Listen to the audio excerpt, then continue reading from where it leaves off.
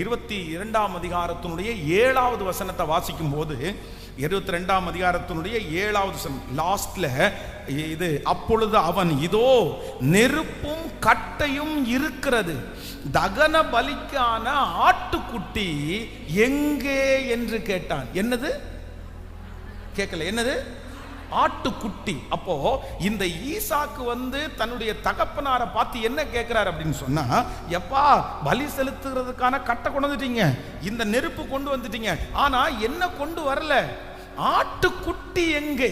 நீங்க அதற்கு ஒரு பதில் 22ஆம் அதிகாரத்தினுடைய 13வது வசனத்தை வாசிங்க பார்க்கலாம். 22ஆம் அதிகாரம் 13வது வசனம், ஆபிரகாம் தன் கண்களை ஏறெடுத்து பார்க்கும்போது, இதோ பின்னாக புதரிலே தன் கொப்புகள் சிக்கி கொண்டு இருந்த ஒரு ஆட்டு கடாவை கண்டான். அப்பொழுது ஆபிரகாம் போய் கடாவை பிடித்து அதை தன் குமாரனுக்கு பதிலாக தகன பலியாயிட்டான். ஆமென். பிள்ளை கேக்குது, ஆட்டுக்குட்டி எங்கன்னு கேக்குது. பிள்ளை கேட்கிறது ஆட்டுக்குட்டி, ஆனா ஆண்டவர் அவனுக்காக ஆயத்தம் பண்ணி வைத்திருந்தது என்னன்னா ஆட்டு கடா. அதுதான் வேதம் சொல்லுகிறது, நீ நினைப்பதற்கும் வேண்டிக் கொள்வதற்கும் மிகவும் அதிகமாய் செய்கிற கர்த்தர் வாக்கு கொடுக்கிறார். இன்றைக்கு சொல்லுகிறார், மகளே மகனே, நீ கேட்கிறது ஏசப்பா, இத பார்த்துக்குங்க ஏசப்பா, இந்த தேவைய பார்த்துக்குங்க ஏசப்பா, இதை மட்டும் நீங்க பார்த்தா போதும் ஏசப்பா, இந்த காரியத்தை மட்டும் நீங்க செஞ்சா போதும்பா அப்படின்னு நீங்க கேட்குறீங்க. ஆனா ஆண்டவர் சொல்லுறாரு, நீ கேட்டதற்கும் நீ நினைப்பதற்கும் நீ வேண்டிக் கொள்வதற்கும் மிகவும் அதிகமாய் கிரியை செய்கிற கர்த்தர் வாக்கு கொடுக்கிறார். நீ கேட்டதை மட்டுமல்ல, கேளாததை, அந்த பிரச்சனையை சரி செய்கிறவர் மட்டுமல்ல, இனி அந்த பிரச்சனை தொடராதபடி காத்து கொள்ள போகிறார். ஹல்லேலூயா. அந்த தேவைகளை சந்திக்கிறவர் மட்டுமல்ல, அந்த தேவைகளுக்கு மிச்சம் எடுக்கிற அளவிற்கு இது தீர்க்க தரிசனமான வார்த்தை, இது தீர்க்க தரிசனமான வார்த்தை, இது கர்த்தரே உங்களுக்கு சொல்லுகிற வார்த்தை. யெகோவா ஈரே, கர்த்தர் பார்த்து கொள்ளுவார். ஹல்லேலூயா. ஆமென். அந்த எதிரிய கர்த்தர் பார்த்து கொள்வார். நமக்கு விரோதமாய் பேசின அந்த நபரை கர்த்தர் பார்த்து கொள்வார். கர்த்தர் பார்த்து கொள்வார். இன்னைக்கு இந்த சத்தத்தை கேட்கிற ஒவ்வொரு பிள்ளைகளும் என்ன சொல்லுங்க அப்படின்னு சொன்னா, நீங்க பார்த்துக்குங்க ஆண்டவரே, நீங்க பார்த்துக்குங்க ஆண்டவரே, நீங்க பார்த்துக்குங்க ஆண்டவரே. இந்த யுத்தம் என்னுடையது அல்ல, இந்த யுத்தம் கர்த்தருடையது. சிமேயை தூசிக்கும் போது தாவீது என்ன சொல்றார் அப்படின்னு சொன்னா, அவனை கர்த்தர் பார்த்துக்கட்டும்பா, அவனை கர்த்தர் பார்த்துக்கட்டும்பா, நீ எதுவும் பண்ணாத, நீ எதுவும் செய்யாத. ஆண்டவரும் இந்த சத்தத்தை கேட்கிற யாரோ ஒருத்தருக்கு சொல்றாரு, நீங்க எதுவும் பண்ணாதீங்க, நீங்க எந்த சண்டைக்கும் போகாதீங்க, நீங்க எந்த வாக்குவாதத்துக்கும் போகாதீங்க, நீங்க சும்மா இருந்தீங்கன்னா, நீங்க அமைதியா இருந்தீங்கன்னா, நான் நம்புறேன் கர்த்தர் அதை நீங்க பார்த்துக்குங்க ஆண்டவரேன்னு சொல்றது யார் தெரியுமா? நீங்க பார்த்துக்குங்க ஆண்டவரேன்னு சொல்ற கர்த்தர் யார் தெரியுமா? அவராலே செய்ய முடியாத அதிசயமான காரியம் என்று ஒன்றுமே இல்லை. என் கணவனார் இப்படி இருக்கிறார் ஆண்டவரே, இப்ப நீங்க இவரை யார்கிட்ட சொன்னா மாறுவாரு, இவங்க யார்கிட்ட சொன்னா மாறுவாங்கன்னு நினைச்சிட்டு நீங்க ஆட்களை தேடி போகாதீங்க. அவங்க யாருக்கு பயப்படுவாங்களோ அவங்கள வச்சு மிரட்டலாம், அவங்கள வச்சு சொல்லலாம் அப்படின்னு போகாதீங்க. சிலர் சிலருடைய மிரட்டுதல் எல்லாம் கேட்க மாட்டாங்க. சிலருக்கு சிலர் புத்தி சொல்ல முடியாது, சிலருக்கு யாருமே புத்தி சொல்ல முடியாது. அந்த மாதிரி கேரக்டர்ல இருப்பாங்க. நீங்க யாரை வேணாலும் வச்சு பேசுங்க, எந்த இடத்துல கொண்டு போய் நிக்க வைங்க. வக்கீல் சொன்னாலும், கோர்ட்டினுடைய ஜட்ஜே சொன்னாலும் சிலர் என்ன பண்ண மாட்டாங்க, மாற மாட்டாங்க, சிலர் கேட்க மாட்டாங்க. ஆனா நான் நம்புறேன், ஆண்டவர்னு இருக்கார்ல, கர்த்தர் இருக்கார்ல, அவர் சொன்னா கேட்டுதான் ஆகணும். அவர் கேட்க வைப்பார்.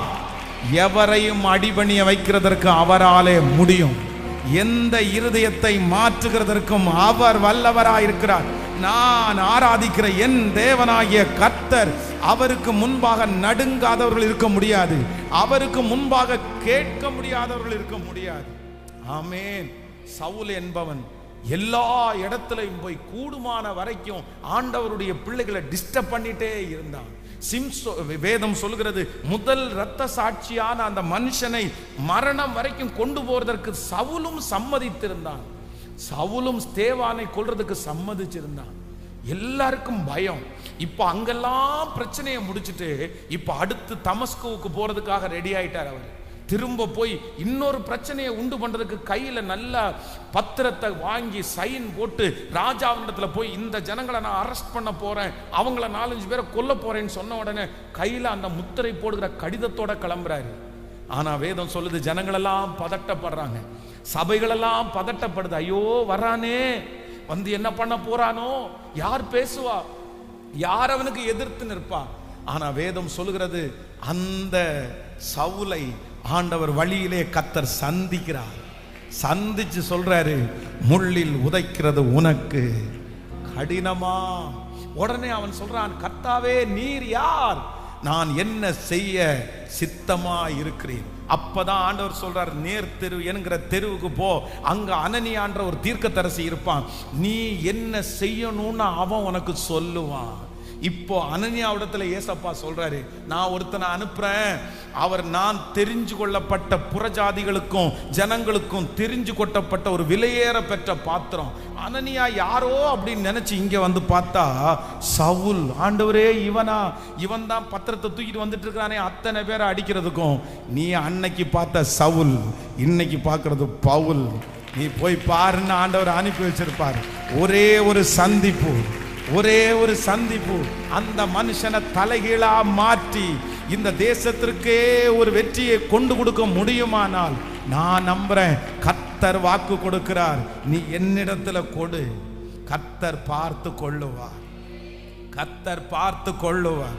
கையை உயர்த்தி சொல்லுங்க, உங்க கையில தர்ற ஆண்டவர், உங்க கையில தர்ற ஆண்டவர். சில நேரத்தில் ஆண்டவர் ரொம்ப லேட்டா தான் செய்வாரு, பொறுமையா தான் செய்வாரு. கர்த்தருடைய யுத்தம் எப்பவுமே அவசரமா இருக்காது, கர்த்தருடைய யுத்தம் எப்பவுமே துரிதமா டக்குன்னு இருக்காது. ஆண்டவர் சில நேரத்துல வெயிட் பண்ணி யுத்தம் பண்ணுவார். ஆண்டவர் நிறைய நேரத்துல 10 வாதைகளை அனுப்பி ரொம்ப நாள் தாண்டி யுத்தம் பண்ணுவார். ஆனா எனக்கு ஒண்ணு தெரியும், அவர் யுத்தம் பண்ண ஆரம்பிச்சா, அவர் யுத்தம் பண்ணினா அந்த எதிரி திரும்ப நம்முடைய வாழ்க்கையில மறுபடியும் தலை வச்சு கூட படுக்க முடியாத அளவிற்கு, மறுபடியும் அந்த பிரச்சனை திரும்பி வர முடியாத அளவிற்கு எனக்காக யுத்தம் பண்ணுகிற இயேசு என்னோடு கூட இருக்கிறார், இருக்கிறார். இது தீர்க்க தரிசனமான வார்த்தை. ஏசப்பா பேசிட்டே இருக்கிறாரு. நம் தானா மரஹத்தலரமா, நீங்க பார்த்துக்குங்க ஆண்டவரே, சொல்லுங்க, நீங்க பார்த்துக்குங்க ஆண்டவரே, இந்த ப்ராப்ளத்தை நீங்க பார்த்துக்குங்க ஆண்டவரே, இந்த சூழ்நிலையை நீங்க பார்த்துக்குங்க ஆண்டவரே, நீங்க பார்த்துக்குங்கப்பா,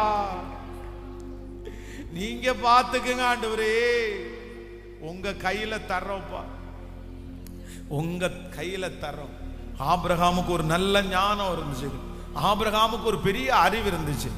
தன்னுடைய பிள்ளை வாஞ்சையா கேக்குது, அப்பா தகன பலிக்கான ஆட்டுக்குட்டியை நம்ம எங்க தேடுவோம், எங்க வாங்குவோம், எங்க பர்ச்சேஸ் பண்ணுவோம், யார் கொடுப்பா, எங்க இருந்து எடுக்கிறது? அவருடைய தகப்பனார் ஒண்ணு சொல்கிறார், கர்த்தர். உங்க பிள்ளைகளை பார்த்து நீங்க சொல்லுங்க, கர்த்தர் பார்த்துக்குவார். உங்க கணவனாரை பார்த்து நீங்க சொல்லுங்க, கர்த்தர் பார்த்துக்குவார். மனைவியை பார்த்து சொல்லுங்க, கர்த்தர் பார்த்துக்குவார். இனி எந்த பிரச்சனை வந்தாலும், எந்த தேவை வந்தாலும் நீங்க கலங்க கூடாது. உங்களுடைய என்னுடைய வீட்டில் கேட்க வேண்டிய ஒரே ஒரு சத்தம், கர்த்தர், கர்த்தர். நான் சொல்றேன், அந்த வியாதியை ஆண்டவர் பார்த்து கொள்ளுவார், பார்த்துக்கொள்ள, உங்களுடைய நிலைமையை கர்த்தர் பார்த்து கொள்ளுவார். இது உங்களுக்கான வார்த்தை தான், கர்த்தர் பார்த்து கொள்ளுவார். ஆமென்.